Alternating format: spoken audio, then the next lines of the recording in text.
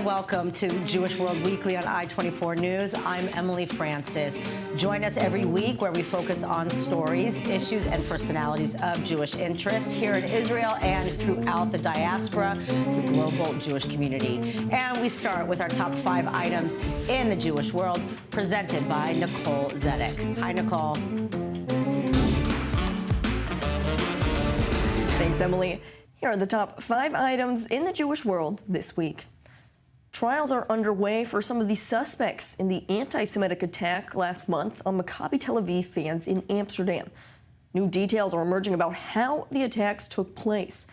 Prosecutors released WhatsApp messages of attackers saying they were looking for a, quote, Jew hunt in the Dutch capital, suggesting this was a premeditated attack and not a response to anti-Arab chanting from Israeli fans. Sweden's government is launching a project to chart the different types of racism in society and assess the level of Swedes' intolerance towards minorities. Sweden's equalities minister said there has been an increase in attacks against Swedish Jews, particularly in schools, where several times swastikas have been drawn on students' lockers. A German court has ruled that an 84-year-old woman and her son must vacate their home and return it to the descendants of a Jewish family forced out in 1939.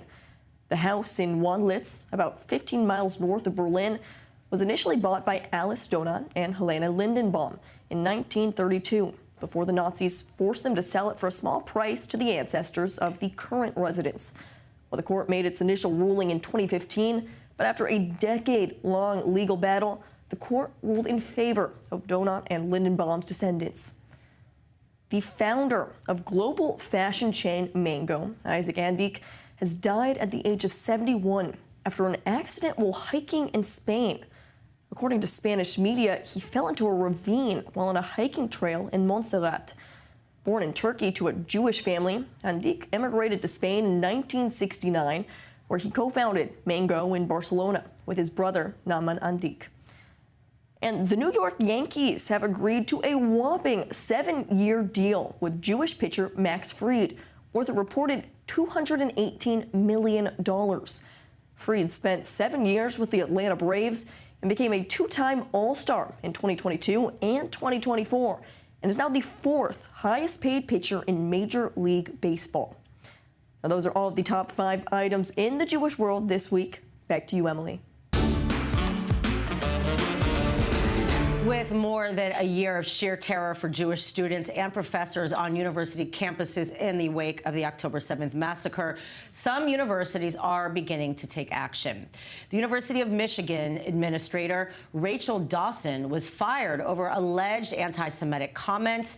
She's an administrator with the Diversity, Equity, and Inclusion Office and is accused of saying, quote, "We don't work with Jews. They're wealthy and privileged and take care of themselves," and that Jewish people have no genetic DNA that would connect them to the land of Israel. Dawson says she plans to take legal action, claiming the university violated her constitutional rights as a public employee. Joining us now with more is I-24 News senior U.S. correspondent Mike Wagenheim, who is in Washington. Mike, tell us what more you could tell us about this incident and also an incident involving very extreme vandalism for one of the regents of the university. Yeah, very trying times up there in Ann Arbor right now. So Rachel Dawson, the head, or was the head of the Michigan Office of Academic Multicultural Initiatives within the larger Office of DEI, Diversity, Equity, and Inclusion. Now, Dawson attended an academic conference in Philadelphia some time ago, and she was approached by 2 Jewish professors there who found out she was attending and wanted to ask her questions about the anti-Semitism that was going on, very prevalent, well documented on the University of Michigan's campus, and that's when she allegedly made those comments. Now, Dawson's lawyer is saying that she didn't, in fact, make those comments, and the one about Jewish people having no connection to the land of Israel was instead a comment about, well, there are many ethnic groups or multiple ethnic groups that have a connection to that particular land, but she's denying the other comments were made. A complaint was filed by one of those Jewish professors with the Anti-Defamation League in Michigan, which determined that all things considered, the weight of the evidence said that she did, in fact, make those comments, and apparently that's what the University of Michigan felt as well. So they fired her. It's part of a larger issue surrounding DEI, not just at Michigan, but on campuses across the nation. The University of Michigan Regents, the board that oversees the university, has been talking about maybe defunding DEI. It's become, kind of a progressive bastion, politically motivated in some ways, and certainly has done so to the exclusion of Jews. Many DEI administrators say, we have the oppressed and we have the oppressors. The Jews are on that side being the oppressors. And there you have it, which has led to so many problems on campuses nationwide, which takes us to the regents themselves. The regents are elected officials in Michigan who oversee state universities, and one of them, Jordan Acker, a regent at the University of Michigan, is Jewish, and he has had his property vandalized now 3 times in what police are saying may amount to hate crimes. The most recent incident took place last week at his home. He had his windows broken and his car spray painted with divest, of course, an allusion to divesting from Israel, and the words Free Palestine, along with the upside down red triangle that has come to be known as a symbol of Hamas targets. Now, it's again the 3rd time now that Acker's property has been vandalized during the course of the Israel-Hamas war. Acker wants more action to be taken by the University of Michigan, which, at least to their credit on this incident, did staunchly denounce what they perceive to be an anti-Semitic attack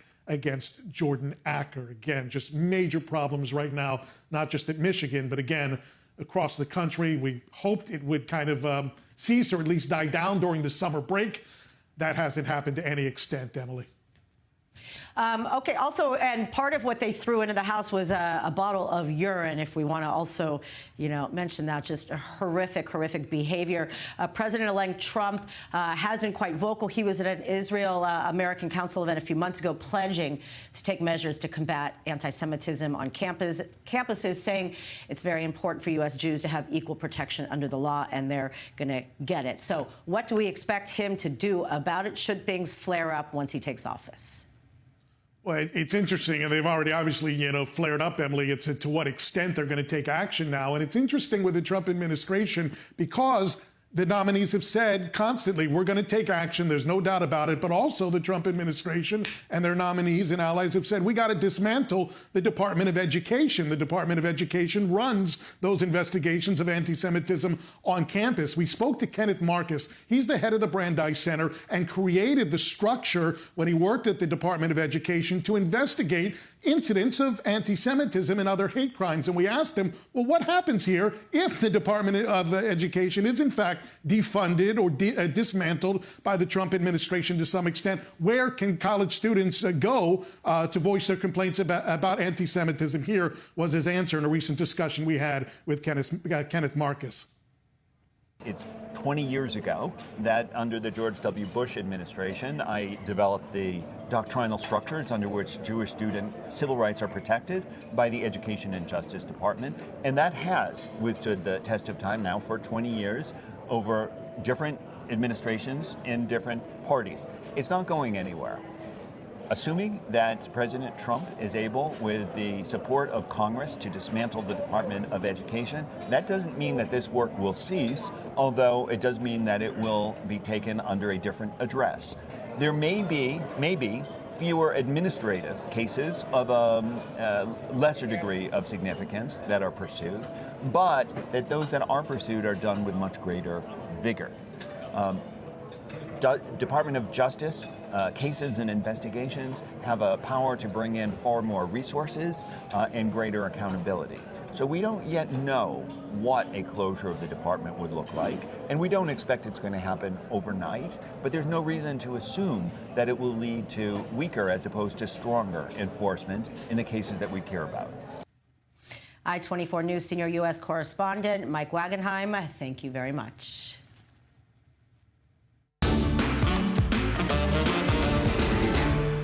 Changing gears, a new Netflix film about Mary, Mother of Jesus, is causing controversy over the casting of 21-year-old Israeli actress Noah Cohen as Mary and Israeli actor Ido Taco as Joseph. We know from biblical accounts that Mary, Joseph, and Jesus were Israelites, but now critics are calling for a boycott of the film, claiming Mary was a Palestinian. Take a look at part of the trailer. Joining us now by Zoom is Chen Mazig, a senior fellow at the Tel Aviv Institute. He is now in Washington attending a Hanukkah lighting candle event at the White House. Welcome and thank you for being here, Chen. Thanks for having me, Emily. So you are definitely a real activist that has been taken to social media to really correct wrongs in terms of narratives and history, with critics now calling for a boycott of this film, insisting she was a Palestinian. Explain why that can't be the case. You know, I keep being surprised that I have to fight for Jesus' identity. I never imagined myself being in this position. And I'm sure many Jews share this feeling of why do we have to fight for Jesus' identity? Jesus was a Jew. You know, in Luke 2:21, Jesus was circumcised according to the Jewish law. In Luke 4:16, we saw that Jesus regularly. That I think it's safe to say, you know, the Jewish people have been technically kind of whitewashed out of history with the portrayals, obviously over years, and now a portrayal claiming the Palestinian identity. Explain why historically it's not a factor. There was no such thing back then. Right. I mean, Jesus wasn't a Palestinian because Palestine was named that after the Romans conquered Israel, and the Emperor Hadrian renamed this land to punish the Jews and to completely remove any sovereignty from our homeland. So rewriting Jesus' identity is just rewriting Jewish history. That's why so many of them are doing it, and that's why a lot of us are upset, because we recognize that it's not about fighting for anyone's rights, but it's only to erase Jewish connection to this land. I don't understand why you can't support Palestinian rights and needs without reframing ancient Jewish history of this land. But it's something that we're seeing happening over and over again. So I don't think it's a minor or just a radical campaign. It's something that is very sophisticated and aimed at people that don't know any better, and make sure that their whole worldview, this anti-Israel worldview, would stay intact while they're doing this. Obviously, screen legend Sir Anthony Hopkins didn't have an issue. He plays King Herod, and he has a history. Apparently, he grew up with Jewish families, was involved in their Shabbat home things, turning on lights and whatnot. Yeah, it's quite interesting time that we're living in when people are so uncomfortable with admitting historical facts, and I mean, it's fascinating that people from different generations didn't have to face these issues, and we could speak about history. We can say that Israel is doing things that are wrong and criticize Israel, but these days, I think it's very hard for people to have a conversation about historical facts and about the Jewish connection to this land of Israel. In the earlier report that you interviewed, the reporter was saying that Adi and I, a facilitator in Colombia, was fired because she said that she doesn't think Jews have any DNA connection to the land of Israel. Truth and fact really don't care about what a facilitator in Colombia feels about Jews. The reality and history will always be the strongest case we have for why Jews have the right to live in Israel and why being anti-Israel is really anti-Semitic.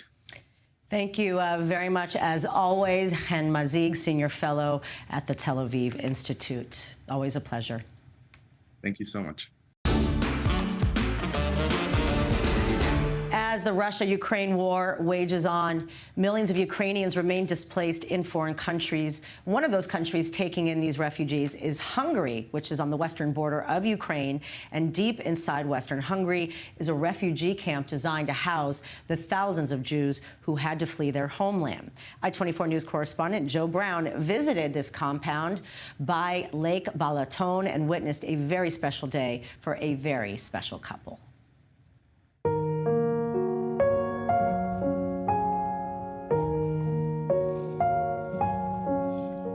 The quiet, serene Hungarian countryside, thousands of miles away from a war that changed the lives of millions. Начались военные действия. Military actions began. We were very anxious about it. Как происходило? We were at home. Мы были дома. Жили We stayed at home for about a month and then decided to leave. И потом решили уехать. On February 24th, 2022, Russian tanks entered eastern Ukraine for what Moscow called a, quote, special military operation. With fears that the entire country could be taken over, millions of Ukrainians tried to flee their homeland. This includes thousands of Ukrainian Jews. Whilst many sought refuge in Israel, thousands fled into neighboring countries, such as Hungary. I happen to know the chief rabbi of Ukraine, Rabbi Stamler, who is the head of the Jewish Federation of Ukraine. And on the day when the war broke out, on that morning, I called him up and I said, you know, we heard the terrible news, and if there's anything we can do, if we can give you a hand, if we can help you, we would like to help. Rabbi Kovesh heard from his Ukrainian counterpart that hundreds of Jews in Dnipro, central Ukraine, were sleeping on the floors of synagogues, and asked if Kovesh's Association of Hungarian Jewish Communities, an offshoot of Chabad known as EMI, could do anything to help. I called up my friends in the Hungarian government and Minister Gulyás, who is the minister of the Prime Minister's office. He right away called me back and he said, yeah, we have a place. That place is a small government-owned property in Balatonőrsöd in western Hungary, largely abandoned since an infamous speech by former Prime Minister Ferenc Gyurcsány from the site. Situated on Lake Balaton, this compound can host hundreds of Ukrainian Jews who left the country at the outbreak of the war.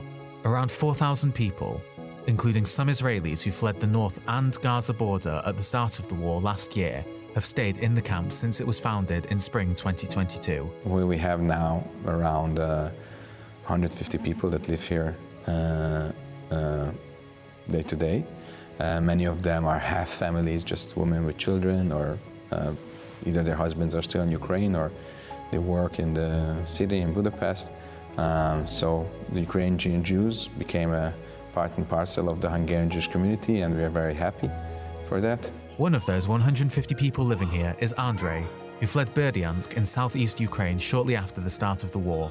Andrei was not born Jewish, but his wife Daniela is. She fled Hungary with their son David shortly after the war started, with Andrei following soon after.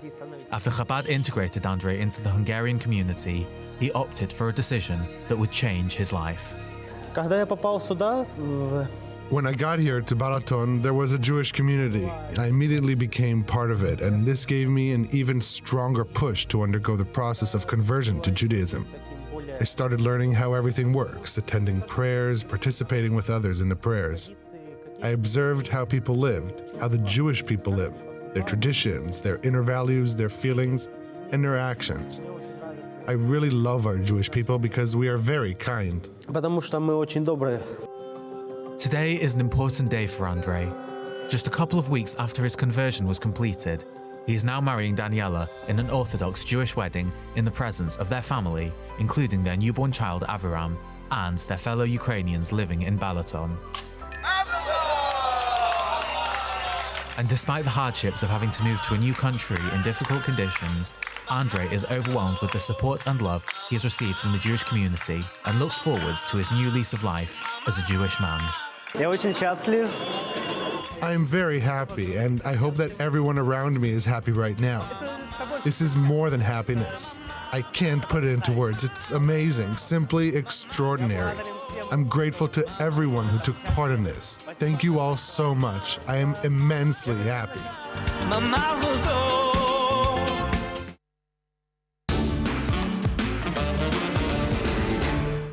Few countries have a more complicated relationship with Jewish history than Spain, but now, more than 5 centuries after the expulsion of the Jews in 1492, a new museum is being built in Madrid that will highlight the immense contributions of Spanish Jewry from the Golden Age to the present, presented in a spirit of coexistence and harmony.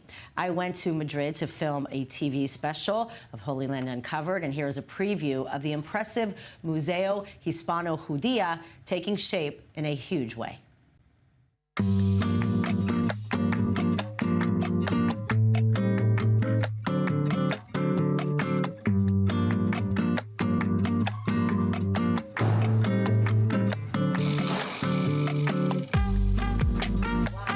Bienvenida. How are you? Finally, we meet in person. Thank you. It's a real pleasure. So this is the future of bringing back to life. Hopefully, of establishing a new way of working between Christians and Jews in the Hispanic Jewish world. This is called the Museo Hispano-Judío. And it's in Spanish because Spanish language is really the element that gives a flow to this relationship for thousands of years. Beautiful. Thank you. Well, let's take a tour. Let's do it.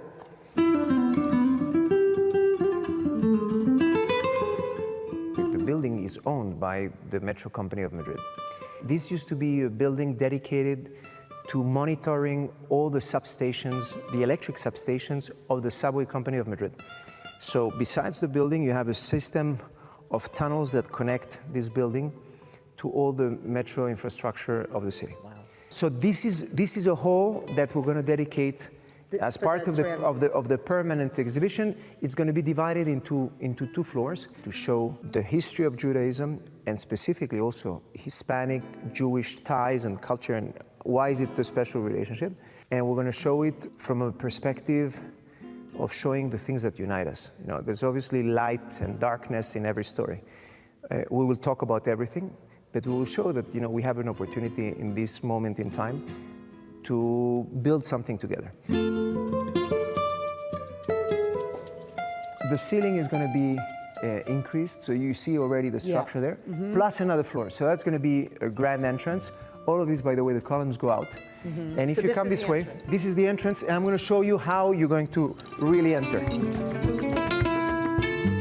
So you're entering from the very first moment, and you're doing a journey that is sort of biblical, nice and warm. This structure is the home of the priest of the church that you see over there, the white one, which is the largest church of the area. The closeness between the Jewish and the Christian worlds is obvious.